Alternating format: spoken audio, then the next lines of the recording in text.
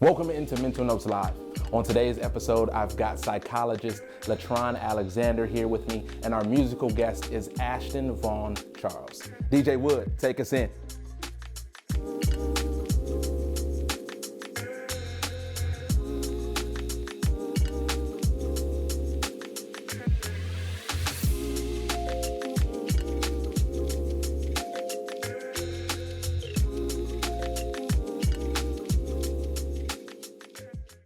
Thank you so much for joining me on this episode of Mental Notes. So glad to have you here as we tackle the topic of mental health. I've got a special guest with me today, none other than my friend Letron Alexander. Letron, thank you so much for joining me, man. Thank you for having me here. Yes, sir. Yes, sir, bro. So many people don't know when it comes to mental health and psychology and different things like that, and you're a psychologist. So to kind of get started, just tell everybody who's watching, how did you get into psychology to begin with? Well, I've been in psychology for about 10 years now. At this point, when I was a little kid, I remember being 15 years old, thinking that I wanted to be a psychologist. Reading the Jet magazine, if you remember Jet magazine, and they had an article about things that was happening in the community, Right. and they had projections and predictions about what would happen to minority kids from single household families and all that kind of stuff. That kind of stuff influenced me to make kind of like, I wanted to make a difference. I wanted to do a service delivery for people in my community. And I thought I wanted to be a psychologist, but I wasn't smart enough, right? Okay. So I didn't have good grades in high school. So going into college, and I went into the military, got married, had a family and all that stuff, and life happened. I kind of got away from the whole psychology thing. And then I met a friend of mine who became a mentor really quickly. And he kind of reignited a fire to go back into the field. So I went back to school, and the rest is history. Got you, man. So you've been doing this ever since, which is awesome. And for mental health, obviously, it's huge to get help from like psychologists and psychiatrists, if you can, and different things like that when battling those issues. And we've seen that kind of be in the forefront of the media lately in the last few years, with athletes and different celebrities and different personalities and things like that struggling with those issues. So when it comes to mental health in general, why do you think it's so important to kind of prioritize that before you even start dealing with any issues or whatnot? Prioritizing, today we have so many huge issues. We have the pandemic, epidemic crisis. We have social crisis with social media, advertising it, with the media advertising all the things that's happening in our community, with systemic racism and things of that nature. When you look back from just in our recent history from 2001, from the Twin Towers to now, we have people that are graduating high school this year who have known a history of just straight trauma. Right. So from hurricanes, tornadoes, natural disasters, all kinds of things. It's very important at this point. It was important before, but imagine how important it is now, considering all of the traumatic stuff that's happening. Right. So it's hugely important to have good mental health. Exactly. And for me personally, and I don't know how many other people listening or watching felt the same way, I wasn't as educated on mental health kind of before the last few years. And like you said, all these things that have been happening, especially in 2020, last year. So when it comes to mental health, what do you think are some of the common misconceptions when it comes to either mental health or mental health issues that people really kind of misconceive? A lot of people think that that you have to, number one, that people who go to see a psychologist or a therapist have to have some type of psychotic issue, something crazy going on.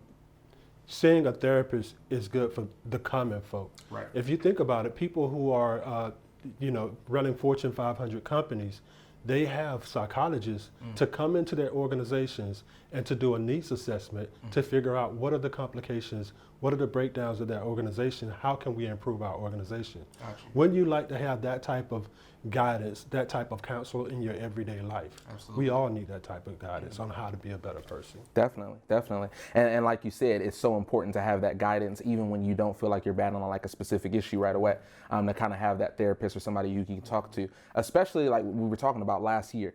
Like you said, with the pandemic and systemic racism and everything, especially in the Black community that Black people dealt with.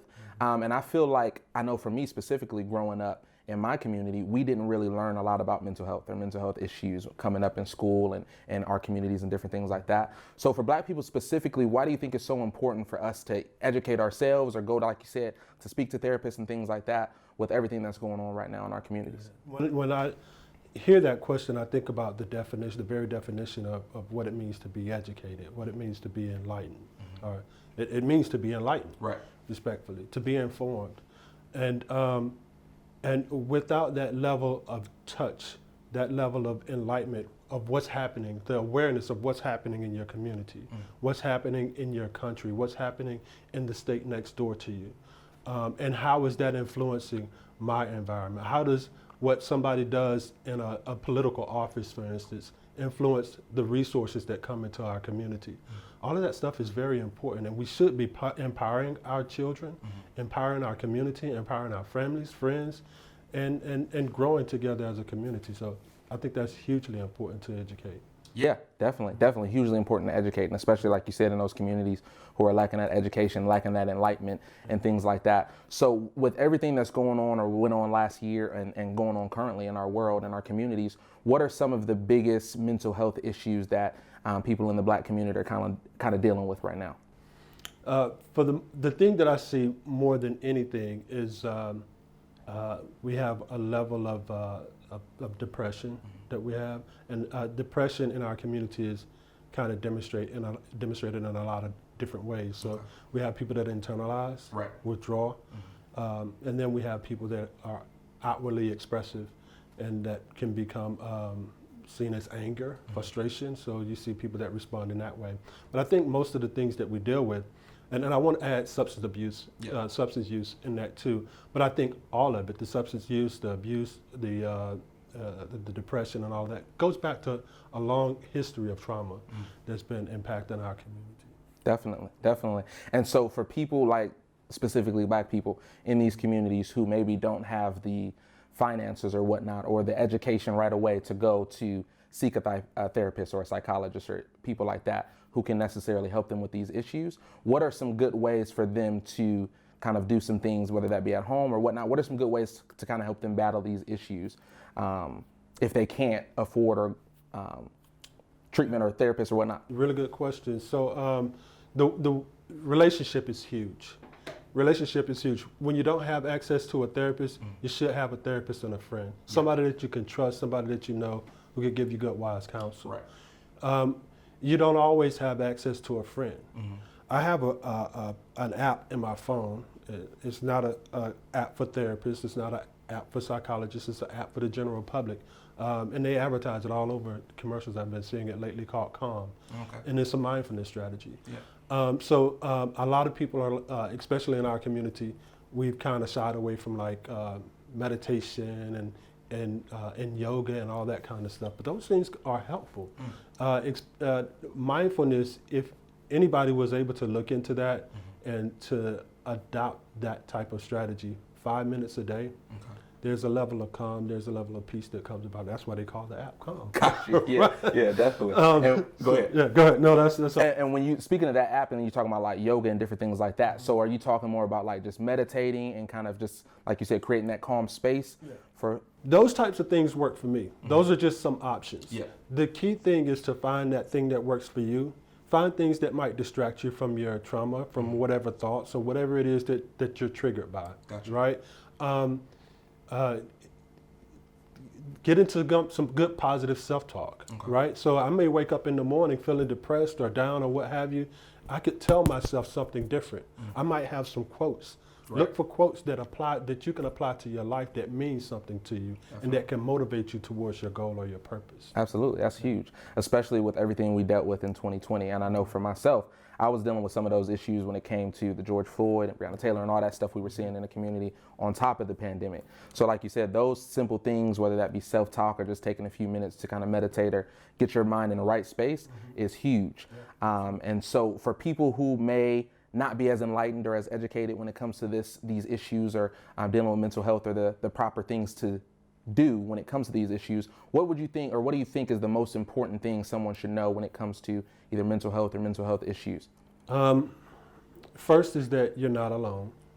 The situation that you're dealing with most likely somebody you know has dealt with it. The enemy works heavily in secrecy. So when you are withdrawn and reserved into yourself, Right. you're sheltering away the protection that somebody else might have for you, some of the awareness that somebody might have for you. You may have an experience that I'm going through right now, and if I don't talk to you about it, then I never get the nuggets that you have for me. Right. So it's important to, again, have that good counsel. So, and that mental health issues, you're not alone. Most people have gone through it and are going through it. So don't feel shy about speaking up about what you're going through. Reach out for help. Look for a psychologist. Look for a therapist. We're here to help. Definitely. And that's always good to know. Like you said, like you talked about earlier, relationship is huge and how the enemy works in secrecy. So the more you can kind of get out there and talk to somebody, the better your situation can become, which is huge. And we've kind of talked a lot throughout their conversation so far, Letron, about like the Black community specifically and what we're dealing with. And with it being Black History Month right now, speaking of education and enlightenment, this is something that we don't get a lot of education on, or it's kind of overlooked or fast forwarded through in a way. So why do you think it's so important for people to kind of educate themselves on the importance of this month? Or why do you think it should be kind of celebrated more, especially with what's going on in our country and our world over last year? Well, Black culture is a huge part of America, and our culture is so infused into this country. We have a very influential culture, and we are a very proud people. Absolutely. And there's some things about our culture that we've had some not so proud moments, but just because we haven't had proud moments don't mean we can't have a proud future. And so we have to remember that we are a people who can work through anything and get to success. And just remember our purpose, our goal, and try to make sure that we achieve those things. Yeah, absolutely. And I've said this multiple times, no knock on any other race, but Black people, I feel like, are the strongest culture because of everything that we've been through. And like you said, we can work through anything, especially what we've been dealing with over the last year. So we're definitely trending and headed in the right direction. And obviously, man, you've gave a lot of great tips and guidance throughout our conversation, which is definitely needed and helped a lot of people. But if you can kind of leave on a quick mental note, a quick thing, a quick tip or quick bit of advice to kind of give someone, whether that be about mental health or life in general or anything they're kind of dealing with on a day-to-day, what would your mental note be? That's a good question. I think a friend of ours, my wife and I, we're in a marriage group, and just last night I got a really good nugget from a friend in that group, and he said, be the success that you want to see.